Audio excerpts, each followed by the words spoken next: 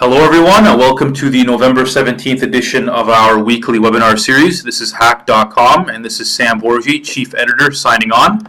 We hope that you've had a great week. As we informed you earlier on Monday, hack.com has launched a new webinar series essentially designed to give you a nice, short, sweet, to the point breakdown of the week that was in the market with the view of informing you about the next 7 days or so, what you can expect over that period.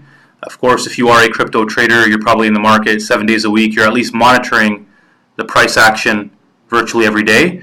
I know that some of you last week commented about the sound of the video. Rest assured, I have ordered a microphone. It is not here yet, so please adjust your microphone or your speakers accordingly if my very Canadian accent gets too annoying. And hopefully by next week, we will have that resolved. Of course, you can contact me anytime. My email is sam@hack.com. You have me on Workplace, email, whatever. I'm here all the time. Let me know if you have any questions. The agenda for today, we want to keep it nice and simple. Our goal is to get you in and out within 10 or 15 minutes. Give you a week in review, what happened in the market, what were some of the major movers.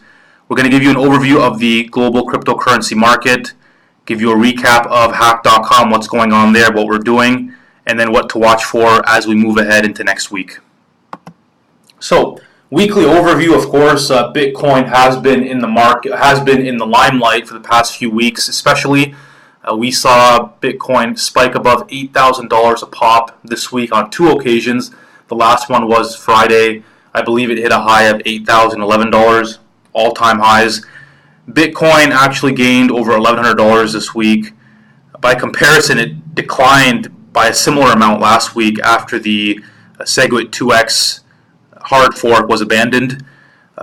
Bitcoin Cash, which spiked to record highs last week, has since moderated, but overall it did return about $200 this week. So we are still seeing a bit of a divergence between Bitcoin and Bitcoin Cash, but it hasn't been quite as intense as what we saw last week. So keep your eye on the market. You see here the huge dip that we saw in Bitcoin last week and how it's since recovered. BTH is well off its record highs, but it's still well supported when you compare it to where it was literally just a few weeks ago. Altcoins also this week popped. They also went higher. We saw Litecoin, we saw Ethereum, we saw Ripple make some pretty solid advances. So it looks like capital is flowing back into the altcoin universe. It hasn't always been the case, especially when Bitcoin tends to rise. What we've seen is that a lot of investors park more of their capital in Bitcoin at the expense of the altcoin competitors, and then vice versa. Well, this week we saw some of the leading altcoins move in the same direction as Bitcoin. Of course, there are always many demand drivers for Bitcoin's acceleration. We talk about this all the time. There's fundamental drivers, technical drivers, there's sentiment, there's expectations. There's so many different forces at play in the market. This week, we really have seen three main forces driving Bitcoin to new record highs. Of course, there's the expectation for institutional demand. We're expecting the demand from the institutions to rise as CBOE and CME enter the Bitcoin market. As you know, these major institutions are going to be offering Bitcoin futures. We saw a similar news story come out of Switzerland this week. We covered that on hack.com. All that to say is that the institutions, the major funds, are giving us more ways in which we can access and trade Bitcoin, and they want to do it through a lot of these direct and indirect funds. So that's one area that we saw Bitcoin really respond favorably toward. We also saw, of course, the successful atomic swap via the Lightning Labs, which many say will lead to decentralized crypto exchanges. Essentially, the developers at Lightning Labs completed their first off-chain atomic swap. I believe it was this week. They traded testnet Bitcoin for testnet Litecoin successfully, trustlessly. So again, this has a lot of people in the community very excited about the future of decentralized exchanges. Not a lot of coverage about that in the market, but we did see some undertones. We expect this kind of development to be really well received within the developer community, within the core cryptocurrency market. And of course, Segwit 2x has failed to launch, but a minority of miners continue to back the protocol. We don't really know how much yet, but we saw some rumblings earlier this week about more people tipping their hats in favor of the expected fork or of the planned fork. We don't know when the next one is coming. We all know BitPico last week promised that it was going to fork anyway. We haven't really heard much since then. Keep your eye on developments there, as it could get really interesting as we move ahead. Of course, we have to talk about the stock markets because the stock markets really touch a lot about investor sentiment, and of course, investor sentiment influences virtually every aspect of the market. Of course, stocks have been, I wouldn't say they're doing horribly by any stretch, but they have been losing steam over the past few weeks. The Dow and the S&P 500 recorded their second consecutive weekly drop this week. Not a huge drop, but what we saw, the Dow, for example, Dow Jones, it registered 2 triple-digit losses this week, rebounded sharply on Thursday, fell again on Friday. So we are seeing incrementally gains are harder to come by as investors take a look at things like the U.S. tax reform debate, as well as assess the tail end of earnings season. Overall, we are very robust, but technical indicators, some geopolitical risks, some risks on the domestic front are keeping stocks a little bit on the sidelines, or investors on the sidelines of stocks, I should say. European, Asian markets also faltered.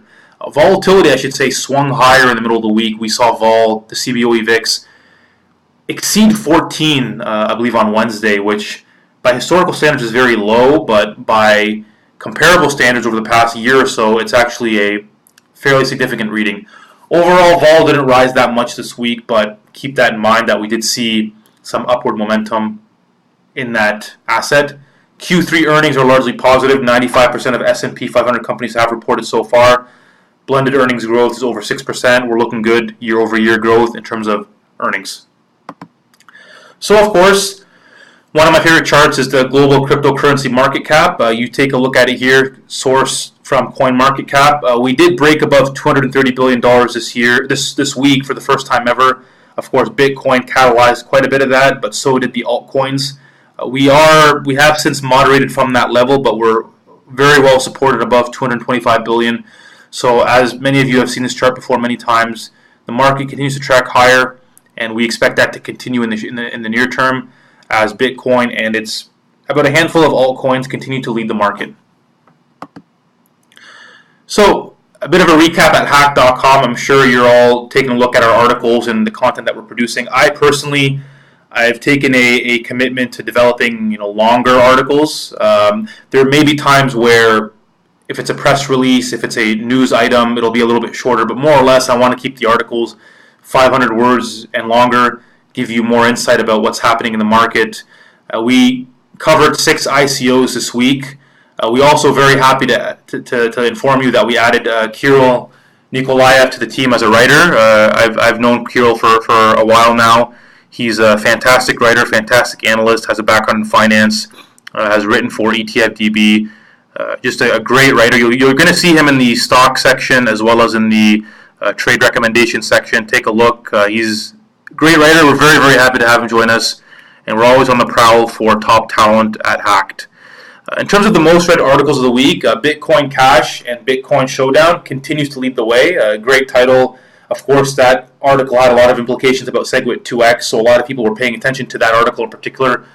Continued to lead the pack. We also saw long-term cryptocurrency analysis. Bitcoin enters correction. We saw that one spike this week in terms of viewership. We saw a lot of foot traffic to the trade recommendations, Bitcoin Cash and Litecoin. Of course, Litecoin is one of the most popular assets that we've seen, and it gets some of the most eyeballs that I've seen, whether it's on Hacked or otherwise. And of course, Ethereum shows signs of life as prices crossed 330, was also among the top 5.